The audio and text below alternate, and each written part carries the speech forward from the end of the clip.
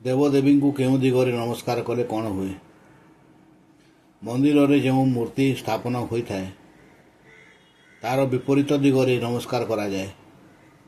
ବିଷ୍ଣୁଙ୍କୁ ବାମ ପାର୍ଶ୍ୱରେ, ଶିବଙ୍କୁ ଦକ୍ଷିଣ ପାର୍ଶ୍ୱରେ, ହନୁମାନଙ୍କୁ ଦକ୍ଷିଣ ପାର୍ଶ୍ୱରେ ଏବଂ ଯେକୌଣସି ଦେବୀ ମୂର୍ତ୍ତିଙ୍କୁ ଉତ୍ତର ଦିଗକୁ ମୁହଁ କରି ନମସ୍କାର କରିବେ।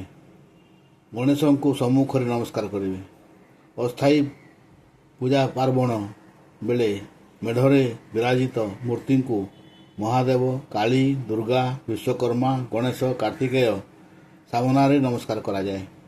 ମନ୍ଦିର ଆଡ଼କୁ ପିଠି କରି ବସିବା ଅପରାଧ। କେଉଁ ଦେବଦେବୀଙ୍କର କେଉଁ ଫୁଲ ପ୍ରିୟ? ଲକ୍ଷ୍ମୀ, ଦୁର୍ଗା ଓ ଶାରଳାଙ୍କର ପଦ୍ମ ଫୁଲ ପ୍ରିୟ। କାଳୀଙ୍କର କଳା ଅପରାଜିତା ମା ଦେବୀମାନଙ୍କର ଓ ମଙ୍ଗଳାଙ୍କର ମନ୍ଦାର ଫୁଲ ପ୍ରିୟ।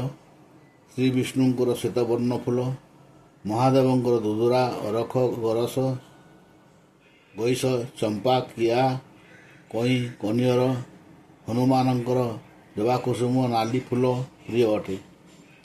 ନବଗ୍ରହମାନଙ୍କର ରବିଙ୍କର ଜବାକୁସୁମ ଓ ଅରଖ ଫୁଲ, ଚନ୍ଦ୍ରଙ୍କର ଧଳା ଫୁଲ, ମଙ୍ଗଳଙ୍କର ନାଲି ଫୁଲ, ବୁଧଙ୍କର ସବୁଜ ବର୍ଣ୍ଣ ଫୁଲ, ବୃହସ୍ପତିଙ୍କର ହଳଦୀ ବର୍ଣ୍ଣ ଚମ୍ପା ଫୁଲ, ଶୁକ୍ରଙ୍କର ଟଗର ଓ ତରାଟ ଫୁଲ, ଶନିଙ୍କର କଳା ରଙ୍ଗର ଫୁଲ, କଳା ଅପରାଜିତା ଫୁଲ, ରାହୁଙ୍କର ନୀଳ କନିଶିରୀ ଫୁଲ, କେତୁଙ୍କର ହରଗୌରା ଫୁଲ ପ୍ରିୟ।